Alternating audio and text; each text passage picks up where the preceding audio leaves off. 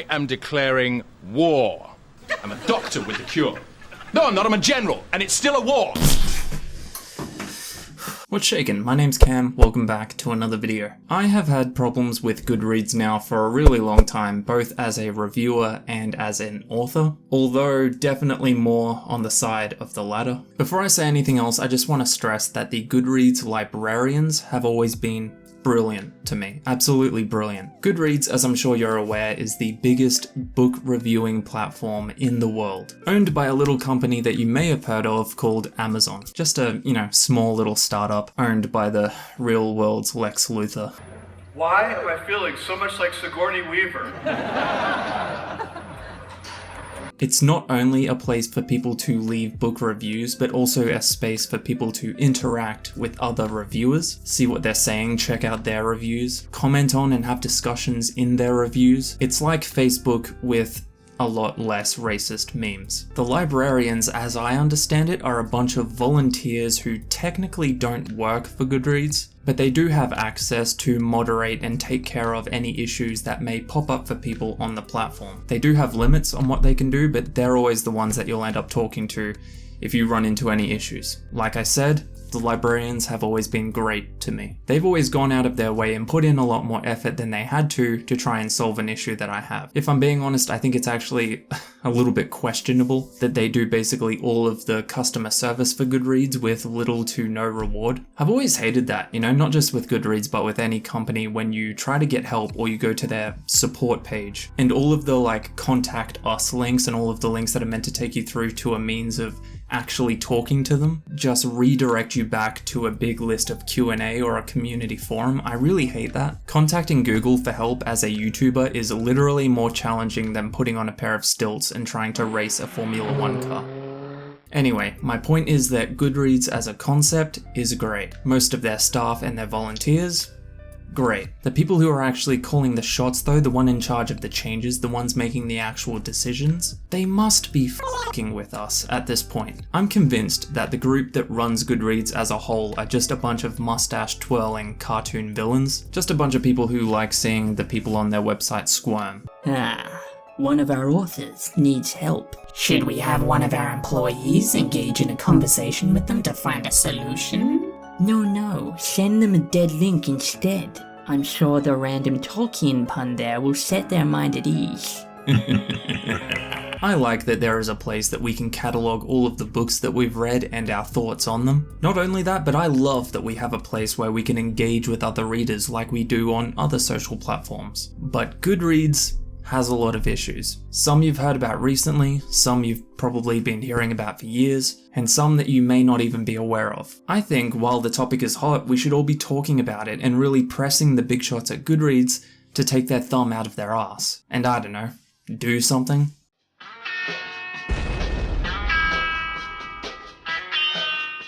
First off, let's talk about the issues that people have been raising with Goodreads for years. Namely, the issues that could be fixed with about as much effort as sitting down in a chair. A good example of this is the overwhelming demand that Goodreads has been getting to add half stars to their reviewing system. Countless people want that. On the surface, there is no conceivable reason that they would not implement this functionality. It wouldn't affect other people's ability to keep rating the same way that they already do, if they so choose. Adding the functionality itself would be pretty easy. However, on their website, Goodreads says, after much investigation and debate, Goodreads has no plans to implement half stars. This is mainly due to the added layer of complexity that half stars would add to the rating system.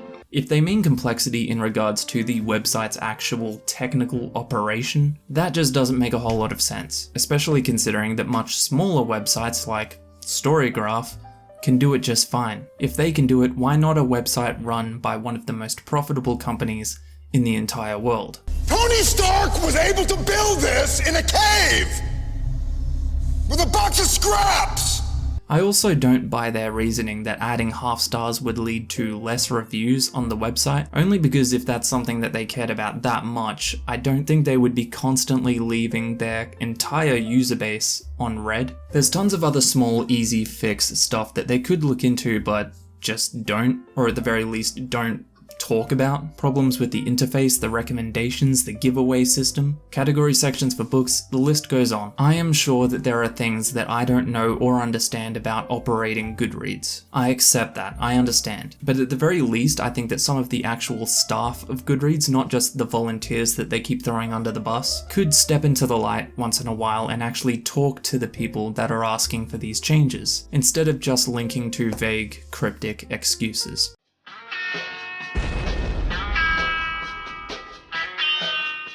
Now, all that other stuff I could get past. If all that annoyed me too much, I would just stop using the website. It wouldn't be that big of a deal. That's fine. If I seem like I'm a bit extra heated in this video, it's because of the stuff that I'm about to get into. My main problem with Goodreads is its attitude towards its authors. I understand that the platform is primarily used and intended for reviewers. That's fine, but that's also my point. As a reviewer, I can stop using Goodreads anytime I like, and it won't really affect me. But as an author, you are at the mercy of not just Goodreads, but the reviewers on it. It is the biggest website in the world for book reviews, and lots of people and businesses and publishers will refer to Goodreads when making decisions that will directly impact the author. I'll get into my thoughts on reviewer spaces and reviews being just for reviewers in the next section, but my point in this one is that as authors, we are basically obligated to cooperate with a platform that will almost never speak to us. I want to talk about the trouble that Daniel Greene has been having, because it's a beautiful example of Goodreads being slack, to put it nicely. But I do want to stress that I've had more than enough issues with Goodreads myself as a writer and an author and a reviewer, so this isn't just me trying to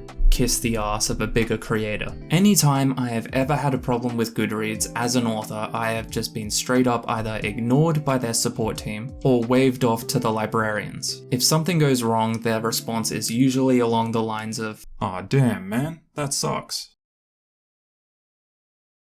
Anyway, see you around." So long story short, Daniel made a tweet, as he puts it, while he was taking a shit, where he mentioned in passing a possible name for his next book. This is important to note, a book that had not even yet been written. After he made that tweet, someone went and added that hypothetical book to Goodreads, where that hypothetical book was then linked to Daniel Greene's author profile and started generating reviews. A book that he had not yet written, based on a tweet, was now getting reviews. If you looked up Daniel Greene on Goodreads, perhaps after reading his actual book, you would now see feedback under his name for something that doesn't exist. Goodreads, why? Presumably a librarian, I'm sure with good intentions, added this book to the website to try and be helpful. That would be fine if after raising this issue that book that doesn't exist could then be taken down. It doesn't exist, so people don't need to see reviews for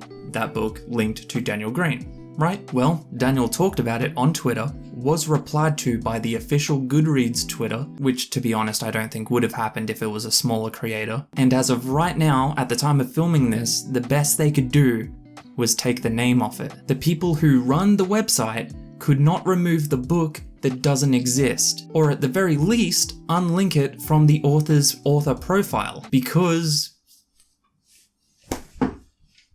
f*** 'em, that's why. Goodreads replied to Daniel's tweet, or specifically, they replied to a reply on his tweet with a link to that cute dead page that I mentioned before following up with a tweet that directed him to an email address that I know from experience gets you about as far as trying to climb Mount Everest on rollerblades. I just don't get it. It makes no sense. They know what the issue is, they can definitely fix it, but they just don't. Like I said, this is just a great example of what Goodreads has been doing to other authors for God knows how long. Authors with much smaller followings, indie authors that are already busting their asses to try and make the system work in their favor. Also, I have a bone to pick with Daniel. I don't know if you're watching this, Daniel Greene, but hey buddy. He made a tweet saying, and I quote, "If I call my second book Kept in Doubt, I'll have Bop and Kid, which is so close to greatness." And I replied with a tweet, "You could call the first one Clids Bop," which is objectively hilarious because Breach of Peace, or Bop, has a character named Clid. Clids Bop. You know, like, it's like kids. It's funny.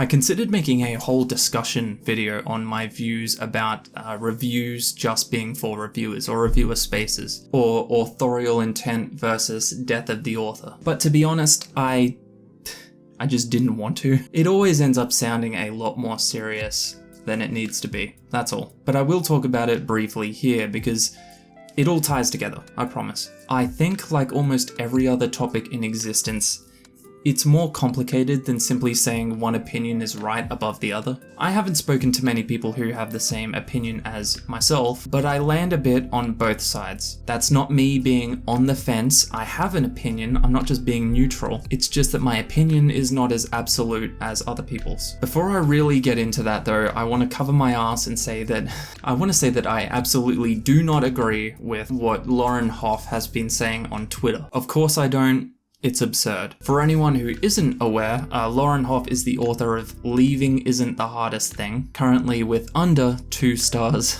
on Goodreads. Yikes. Long story short, Lauren woke up one day, decided to slap on the clown makeup, and start calling people out for rating her book 4 stars.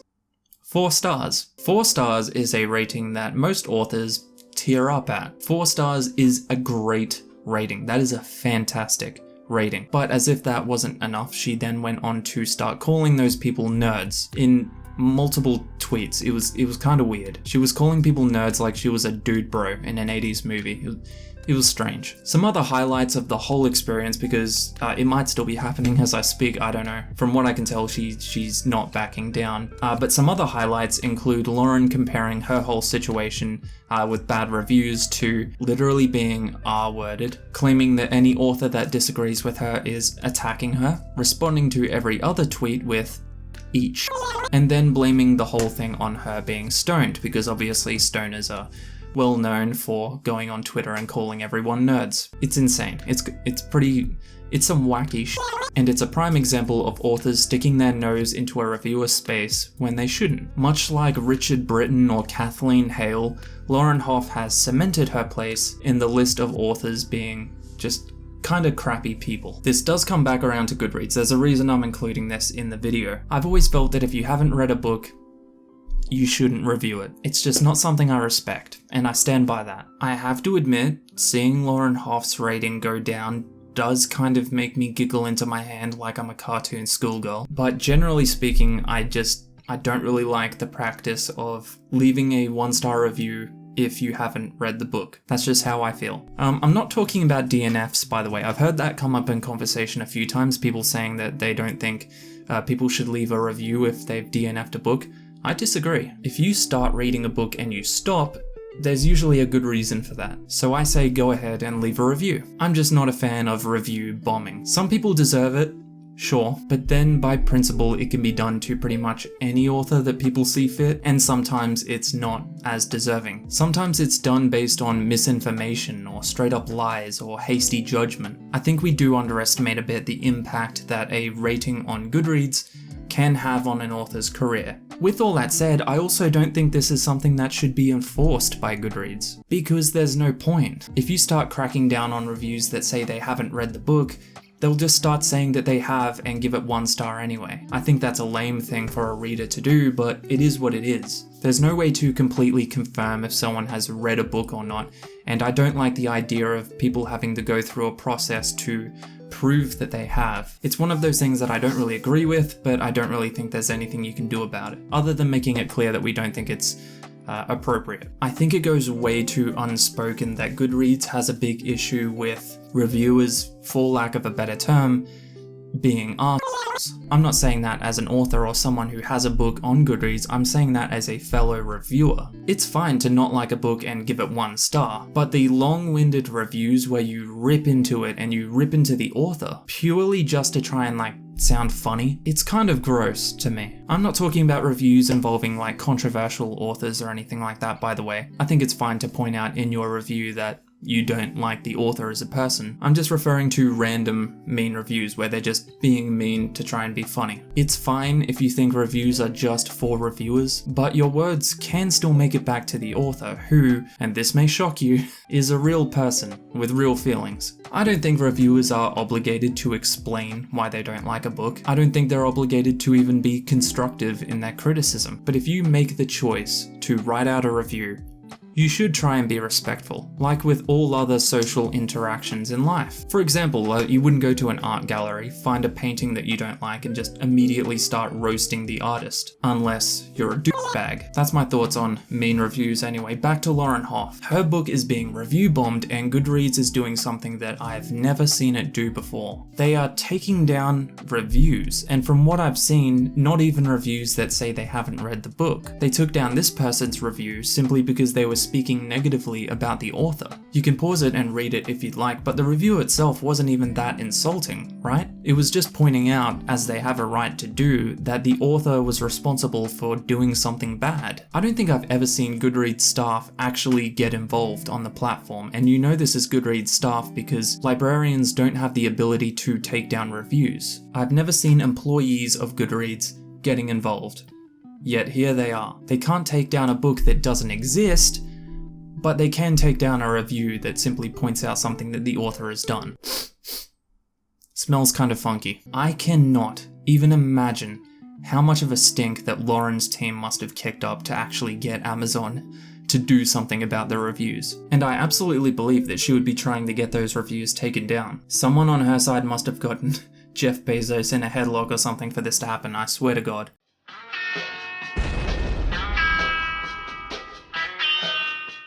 This is kind of unrelated to Goodreads in a way, but also not really. I want to elaborate on what I mentioned before about me being in the middle when it comes to reviews just being for reviewers and authors getting involved. I think that reviewers should 100% have a space where they can talk about an author's book without fear of the author jumping in. Sure.